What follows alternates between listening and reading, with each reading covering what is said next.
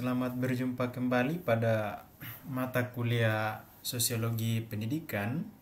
Nah, sekarang kita masuk pada seri keempat. Jadi seri keempat ini adalah sesuai dengan yang saya sampaikan sebelumnya, bahwa kita perlu masuk dan juga memahami bagaimana sebenarnya ideologi-ideologi pendidikan yang ada di Indonesia. Tapi terlebih dahulu kita perlu bisa membedakan ya. Jadi apa itu ideologi pendidikan dan seperti apa ya. Nah, di sini untuk lebih mudah memahaminya, saya petakan dua ya. Jadi dua ini saya ambil dari bukunya O'Neill tentang ideologi pendidikan. Dan saya rasa di sini saya bisa menggambarkan secara umum, dan teman-teman bisa juga memahami dan bisa mencari lebih jauh lagi di beberapa sumber buku agar lebih rinci ya.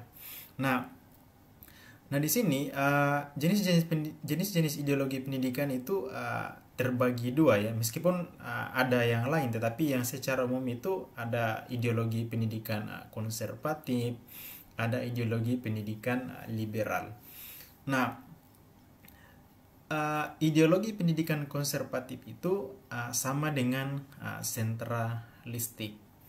Sedangkan ideologi pendidikan liberal sama dengan desentralisasi. Jadi kalau konservatif itu dan sentralistik, pasti Anda bisa tahu bahwa Indonesia pernah menerapkan ini, dan memang meskipun sekarang Indonesia sudah dikatakan yang desentralisasi, tetapi kita perlu memahami dulu apakah betul-betul desentralisasi. Nah, ini yang akan kita bahas selanjutnya. Nah, apa sih sebenarnya ideologi pendidikan konservatif itu? Nah, di sini saya bisa memberikan sebuah ciri ya, agar mudah dipahami ya. Nah, konservatif itu cirinya religius ya. Jadi kita tahu bahwa di dalam pendidikan itu berbeda-beda ya. Ada negara yang mengutamakan memasukkan di dalam kurikulum tentang agama, dan ada juga yang tidak mengajarkan agama. Nah, kalau dia mengajarkan agama dan harus dimasukkan ke dalam kurikulum pendidikan, maka dia masuk dalam konservatif. Kemudian ada pendidikan karakter. Nah, ini karena karakter itu dasarnya adalah sebuah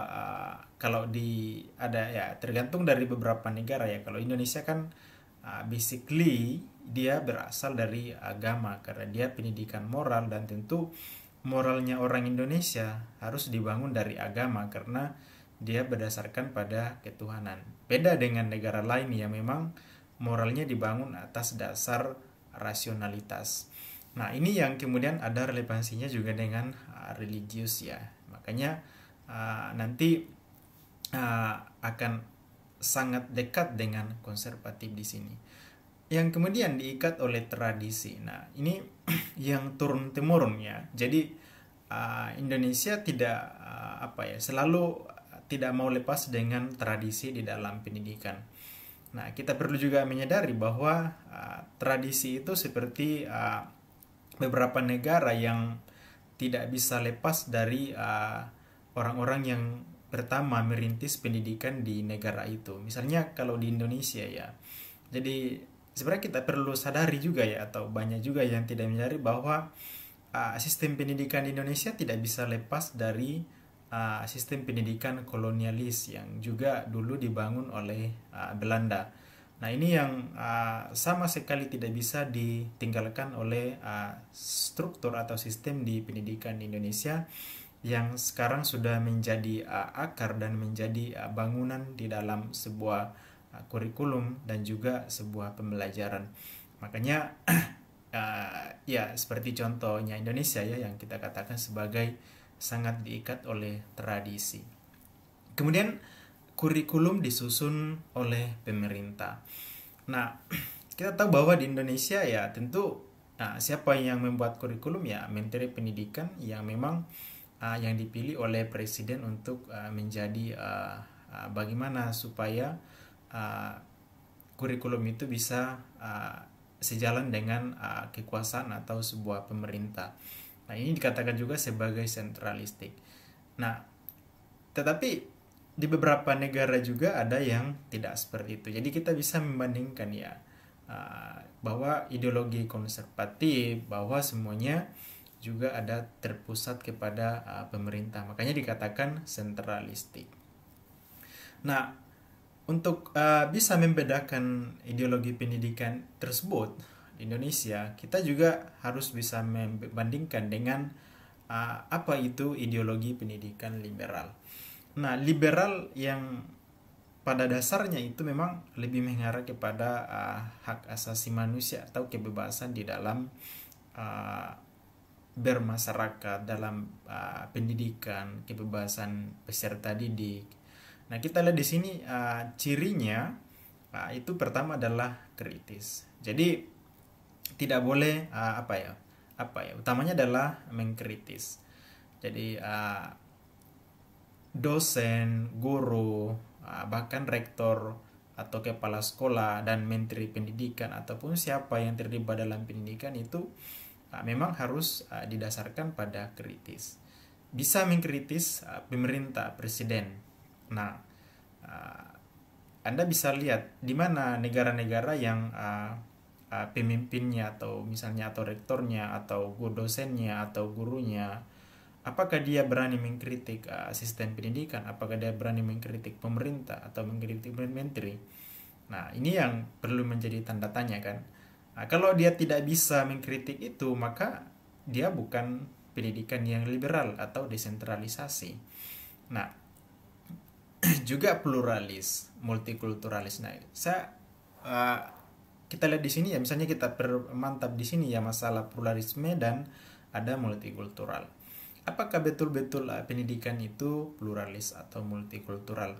Nah, Anda juga bisa membandingkan di sini kalau sebuah lembaga pendidikan misalnya yang unggulan dan seterusnya, apakah menerima semua siswa atau sekolah ya? Kan di beberapa negara misalnya kita bisa lihat juga, mungkin contohnya di Indonesia ada kan sekolah-sekolah yang tidak mau menerima orang bodoh dan orang miskin. Yang boleh sekolah di situ adalah orang pintar dan orang kaya. Bagaimana contohnya? Sekolah itu atau kampus itu biasanya pakai seleksi. Siapa nilai tertinggi dia boleh masuk di dalam. Nah, hanya orang-orang pintar yang boleh belajar di situ. Jadi kalau orang bodoh yang nggak bisa diterima karena nilainya rendah. Jadi caranya menyeleksi ya diseleksi berdasarkan pada pengetahuan umum. Nah, ini standar-standar ukuran yang digunakan oleh sekolah atau lembaga pendidikan atau kampus yang anti terhadap liberal atau kebebasan.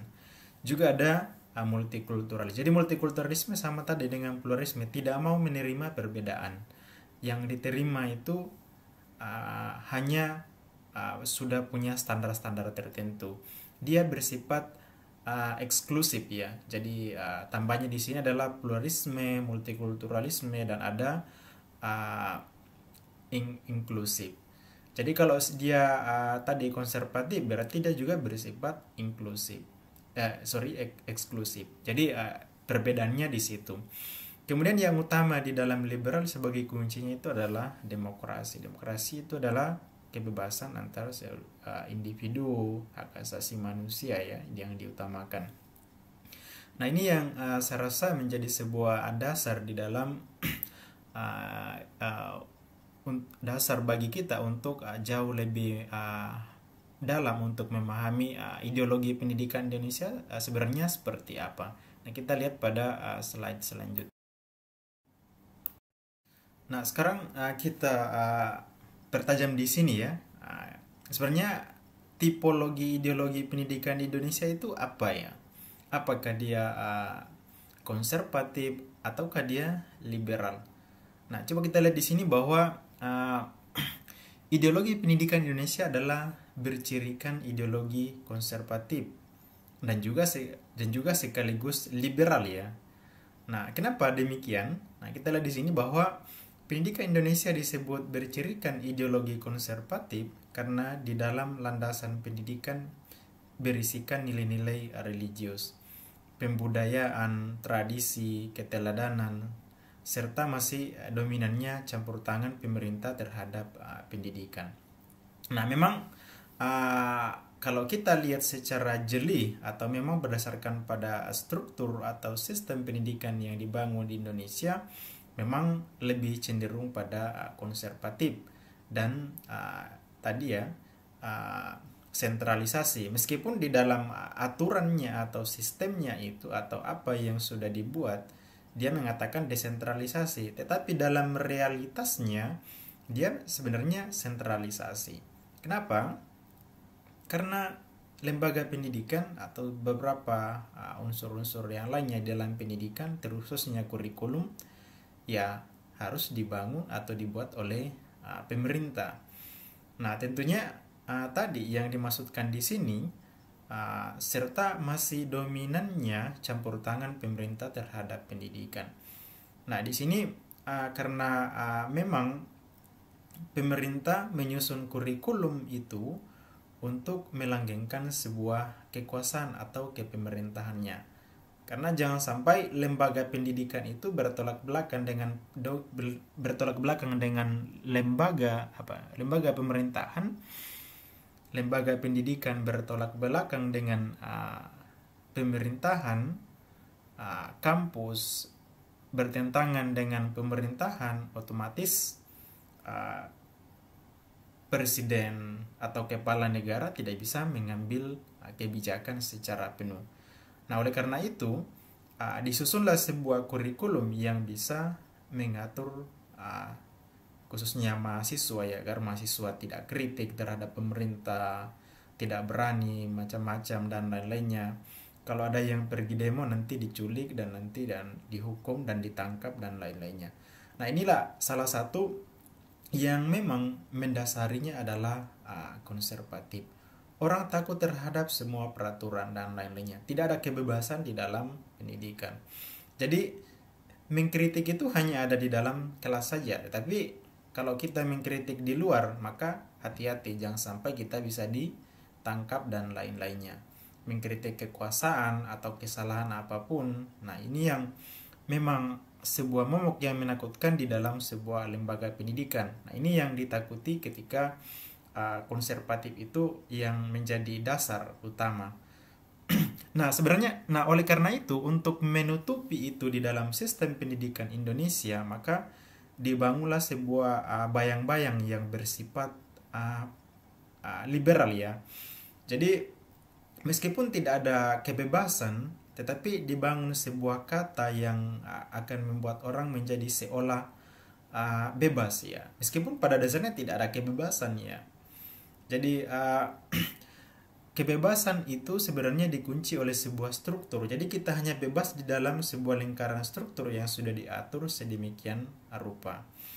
Nah, karena kalau kita tabrak salah satu rambu-rambu itu, maka kita akan celaka. Makanya sedangkan rambu-rambu yang dipasang di dalam struktur pendidikan yang ada di Indonesia, apabila Anda menabraknya itu, maka Anda akan celaka. Makanya mau tidak mau, tetap harus Anda kembali kepada konservatif. Jadi isu tentang liberal itu hanya sebuah konsep. Meskipun ada di sisi lainnya bersifat liberal, tapi pada dasarnya ada batas kebebasan Anda untuk melakukan hal-hal itu.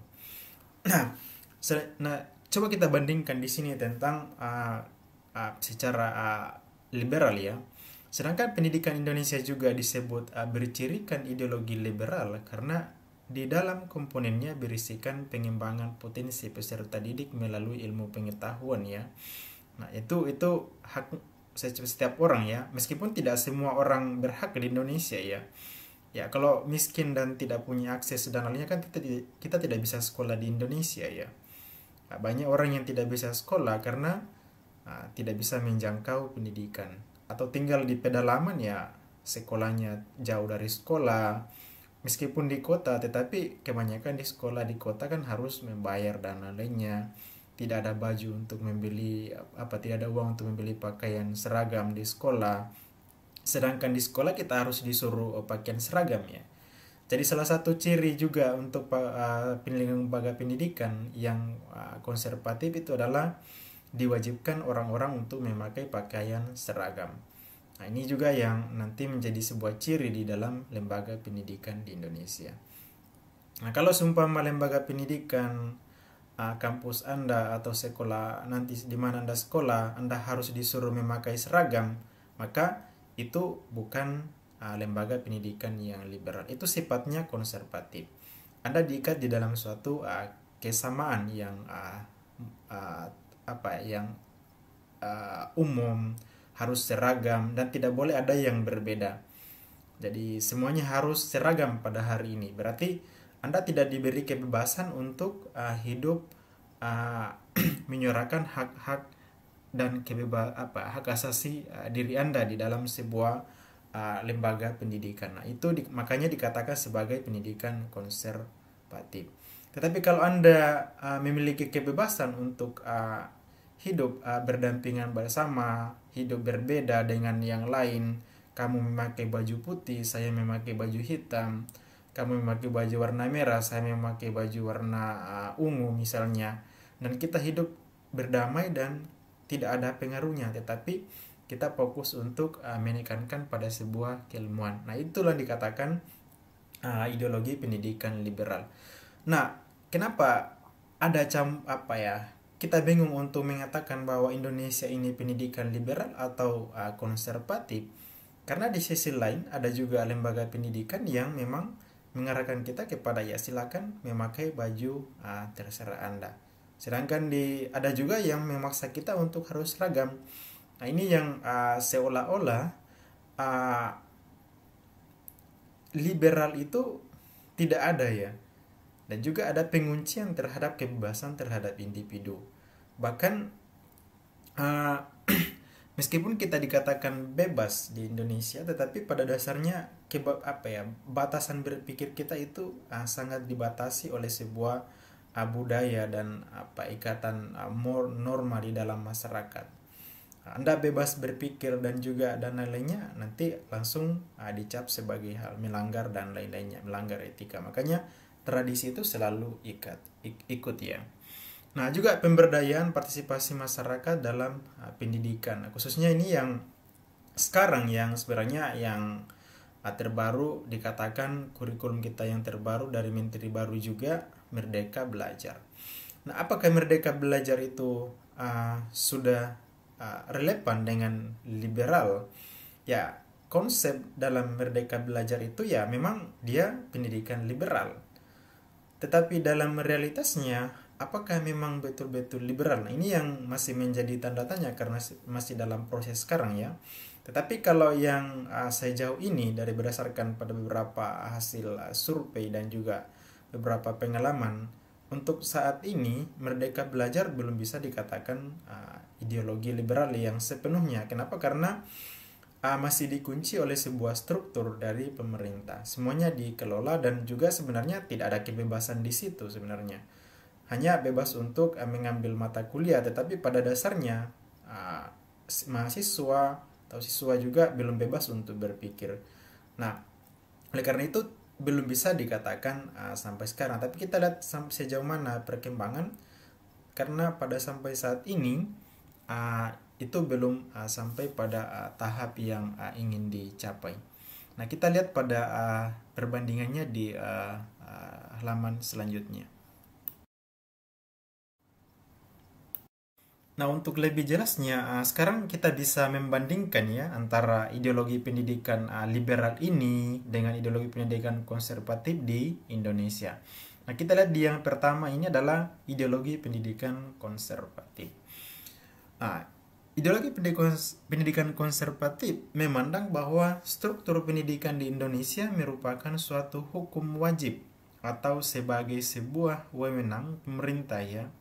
Nah, Indonesia ideologi pendidikan yang dibentuk adalah bahwa peserta didik pada dasarnya tidak memiliki wewenang dan perencanaan untuk mempengaruhi struktur pendidikan nasional. Nah, ini memang seperti itu ya, pada ya nyatanya memang begitu.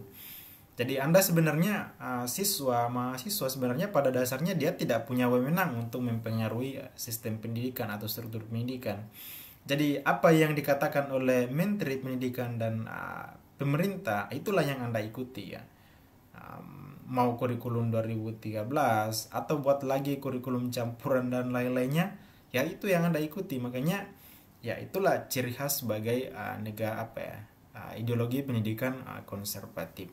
Tidak ada kebebasan Anda untuk mengatur kurikulum sendiri, atau mau belajar apa ya Anda tidak bisa sebenarnya. Uh, Anda sebenarnya diberi kebebasan untuk memilih, misalnya saya hidangkan sebuah di dalam sebuah ruangan, saya diberikan kebebasan Anda untuk memilih makanan, tetapi makanan yang disediakan itu hanya satu saja, sehingga ya sama saja. Karena kenapa? Karena tidak ada pilihan lain. Jadi hanya satu saja. Anda hanya memakan misalnya roti saja, roti bakar. Tidak ada ayam bakar ya. Jadi tidak ada kebebasan di situ sebenarnya. Meskipun Anda diberi kebebasan untuk memilih, tetapi kan menunya cuma satu, sehingga tidak bisa seperti itu. Makanya inilah sebenarnya yang diatur di dalam struktur pendidikan di Indonesia. Nah, kemudian sasaran utama ideologi pendidikan konservatif adalah pelestarian dan penerusan struktur atau sistem sosial, tradisi-tradisi yang sudah mapan melegitimasi politik pendidikan dan melanggengkan kekuasaan pemerintah. Nah, di sini sebenarnya yang utama kita perlu pahami adalah masalah politik pendidikan yang memang nanti arahnya untuk melanggengkan kekuasaan pemerintah.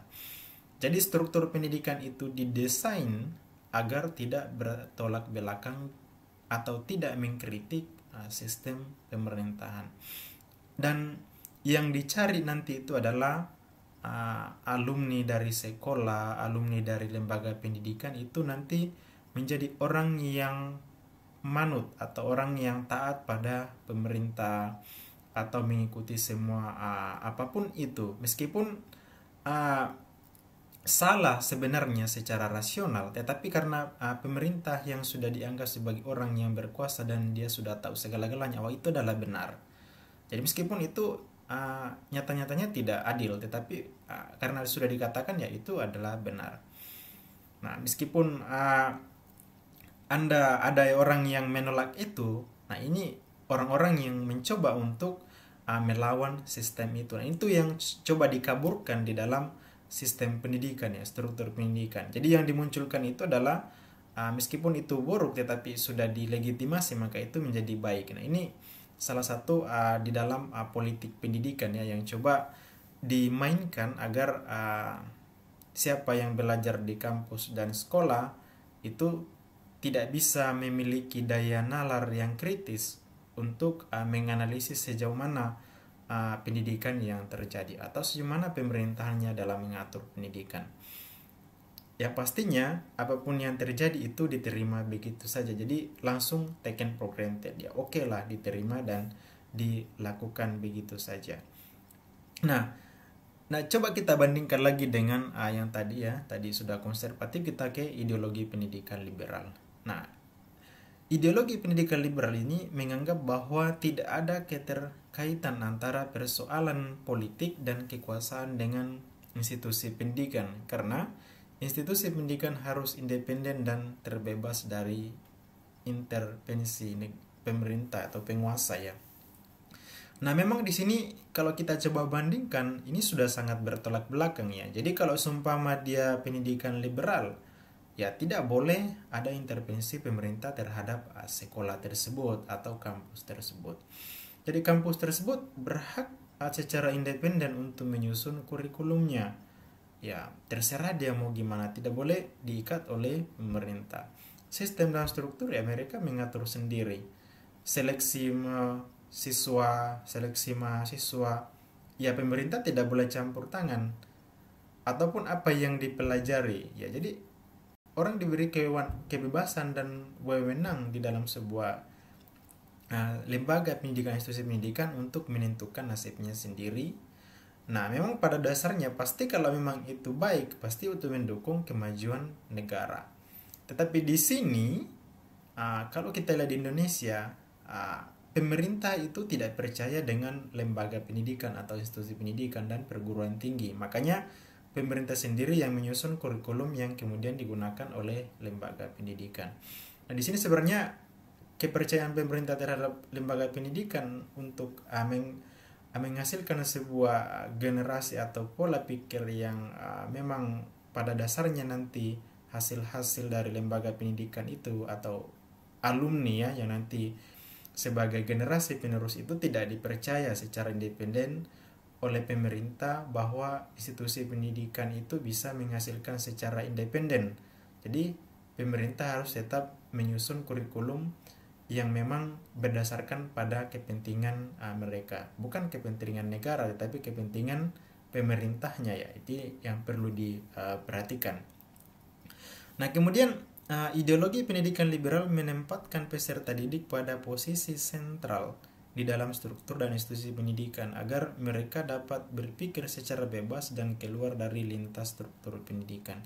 Di sini yang kita perlu jeli melihatnya bahwa ideologi liberal menempatkan peserta didik pada posisi sentral ya di dalam struktur pendidikan, institusi pendidikan juga ya, agar mereka dapat berpikir secara bebas dan keluar dari lintas struktur pendidikan. Jadi apa yang distrukturkan, misalnya struktur itu kan sudah masuk dari pemerintah sampai ke sekolah, sampai ke SD, sampai ke perguruan tinggi. Nah, pada dasarnya sebenarnya kalau kita lihat dari liberal itu ya, siswa itu jangan diikat oleh sebuah struktur itu. Nah, memang pasti kalau memang anak itu menyadari bahwa misalnya di SD mereka harus sekolah, butuh ini, maka dia lanjut ke perguruan tinggi dan lain-lainnya. Tetapi seolah bahwa orang itu belajar bukan karena kepentingan ilmu ya, tetapi karena kepentingan struktur tadi bahwa Anda harus berjenjang di tahap-tahap ini. Karena memang pada dasarnya ya kita sendiri kan mengalami bahwa kita belajar di SD SMP, kita kan bingung kan, ini kita belajar apa kok materinya banyak sekali ini. Orang tidak belajar berdasarkan pada kemauannya sendiri ya, inisiatifnya ya. Ya kita disuruh belajar sekaligus ya. Misalnya saya dulu ketika sekolah di SD, SMP, SMA itu kan kita disuruh belajar sekaligus, belajar matematika, fisika, kimia, bahasa Indonesia, IPS, IPA, bahasa Inggris, tambah lagi pelajaran agama. Bisa nggak kita kuasai semua mata pelajaran itu dalam satu semester? Atau bahkan 3 tahun? Bisa nggak? Itu kan tidak mungkin kan? Sedangkan guru yang mengajar kita itu kan cuma mengajar, misalnya guru yang mengajar sosiologi itu kan tidak mengajar di matematika. Orang guru matematika juga tidak mengajar sosiologi. Terus lantas kenapa kita yang siswa tadi disuruh belajar semua? Padahal kan gurunya saja kan hanya fokus satu saja, dia tidak bisa mengajar guru sosiologinya tidak mengajar fisika, atau guru fisikanya tidak mengajar sosiologi. Kenapa kita disuruh belajar semua? Nah, ini yang memang sudah keliru di dalam struktur pendidikan kita di Indonesia. Makanya itu tidak ada liberal ya. Jadi kata-kata liberal atau sentralisasi sebenarnya itu cuma hanya dongeng saja, hanya sebuah utopis ya, hanya angan-angan saja. Jadi itu tidak ada di dalam sistem. Tapi itu ada di dalam wacana, tetapi dalam realitasnya ada. Itu ada dalam aturan pemerintah undang-undang tentang sentralisasi, tetapi dalam realitasnya itu bertolak belakang sebenarnya pada sebuah esensinya tentang liberal. Nah, saya kira kita masuk pada kritiknya untuk lebih jauh memahami bahwa sebenarnya gimana yang kita butuhkan. Kita lihat pada slide selanjutnya. Kritik ideologi konservatif dan liberal. Nah, ini sebenarnya kita petakan ya agar bisa memahami lebih jauh ya. Pada dasarnya sebenarnya kritik terhadap keduanya ini sebenarnya sudah agak general ya, tetapi dan juga sudah saya sampaikan tadi sebelumnya, tapi untuk lebih mengkerucut lagi kita lebih rinci di sini. Nah, kritik ideologi konservatif. Yang pertama itu adalah ideologi pendidikan konservatif biasanya selalu memakai metode pedagogi. Dan implikasi kesadaran yang diperoleh adalah kesadaran magic ya. Jadi ya memang pedagogi itu kan ya sudut pandangnya ke anak-anak ya. Jadi kalau di perguruan tinggi Anda sebagai mahasiswa tentunya bukan lagi menggunakan pedagogik ya. Anda sudah menggunakan uh, yang andragogi ya. Jadi tadi andragogi kan memang arahnya ke liberal ya. Jadi pedagogi dan liberal. Jadi kalau Anda disuruh untuk menggunakan seragam, berarti itu biasanya kan disamakan dengan anak SD, SMP yang harus pakai seragam. Itu berarti itu sudut pandangnya pedagogik, bukan andragogi. Dan juga bukan sudut pandangnya liberal. Nah, kemudian yang ini yang ada kesadaran magic ya. Jadi kesadaran magic itu kan selalu ditumbuhkan pada Anda ya. Jadi kalau Anda sekolah kan nanti kan ada guru yang berpikir, ada juga dosen yang berpikir ya anda tidak usah terlalu belajar serius dan lain-lainnya, tidak usah terlalu banyak ini kan nantinya kan yang mengatur nasib kita kan adalah atas kehendak atau itu kan adalah takdir dan lain-lainnya. Ini kan sebenarnya kesadaran magic yang memang ditumbuhkan di dalam ideologi konservatif. Jadi sekolah itu hanya sekedar formalitas saja dan dipercaya bahwa dan kita dicoba untuk meyakini bahwa nasib kita nanti ditentukan oleh takdir kita sendiri. Jadi arahnya ke situ. Nah ini yang arahnya ke kritik terhadap ideologi konservatif tadi. Kemudian ideologi pendidikan konservatif tidak dapat memberikan peluang bagi individu untuk menuju sebuah rencana pemikiran ya. Nah, bahkan ideologi ini jelas-jelas menciptakan sebuah keyakinan mistisme sama dengan yang tadi di atas, magic yang berlebihan ya. Dengan menyebabkan pola-pola yang menjadikan individu sulit bertindak sebagai subjek ketika menerima pengetahuan lewat pendidikan. Jadi inilah yang sebenarnya yang memang terjadi di Indonesia. Karena memang sangat kuat pengaruhnya pendidikan agama ya di dalam sebuah lembaga pendidikan, sehingga terkadang kita belajar yang ilmu-ilmu yang rasional sebenarnya tentang ilmu dunia terkadang itu seolah tidak penting lagi ya, bahwa semuanya kehidupan kita semuanya diarahkan pada kematian ya. Jadi kamu mengabaikan tentang nasibmu di akhirat nanti, kamu fokus ke dunia ini, maka kamu nanti masuk neraka. Sehingga seolah-olah bahwa hidup di dunia ini tidak penting lagi ya. Nah ini yang memang mengacaukan pola berpikir siswa atau mahasiswa di dalam struktur pendidikan yang dibangun di Indonesia. Sehingga banyak orang-orang yang merasa lebih bebas ketika kuliah di luar negeri. Kenapa? Karena betul-betul memahami bahwa urusan dunia seperti ini dan ya kan itu pertimbangan ya. Jadi apakah memang semuanya memang kehidupan itu kita harus fokuskan kepada kematian ya, tentu harus juga yang berbau liberal atau yang memang kepada hal-hal yang sifatnya rasional. Tentunya nanti mengarah bahwa dunia itu penting karena dunia itu menjamin kehidupan kita di akhirat. Nah bukan tapi pemikiran-pemikiran yang tadi yang saya memang arahkan untuk mengunci atau terlalu terjebak di dalam yang mistisme tadi itu sebenarnya pada dasarnya hanya orang-orang yang malas sebenarnya itu ya. Jadi kita tidak perlu terfokus ke situ sebenarnya. Oke, yang kedua kritik ideologi liberal. Nah, meskipun liberal ini seolah bahwa tadi saya mendukungnya dan lain-lainnya, sebenarnya ada juga sisi negatifnya. Memang pada dasarnya tidak bisa kita mengklaim bahwa konservatisme itu jelek, tetapi juga ada sisi bagusnya. Dan juga ideologi liberal itu apakah dia betul-betul mendukung, tetapi juga ada juga yang tidak memang relevan. Jadi kita lihat di sini bahwa ideologi pendidikan liberal biasanya selalu memakai metode andragogi dan implikasi kesadarannya dipengaruhi oleh kesadaran naif. Nah, ini kan seolah-olah karena Anda sudah dianggap terlalu dewasa dan lain-lainnya, maka cenderung naif. Nah, ini kan juga masih sudah terlalu over juga ya. Jadi ya memang seperti itu ya. Jadi mengabaikan segala-galanya dan mungkin terlalu bebas dan lain-lainnya ya. Jadi tetapi pada dasarnya kalau memang kita memahami liberal itu sebenarnya bukan berarti kebebasan yang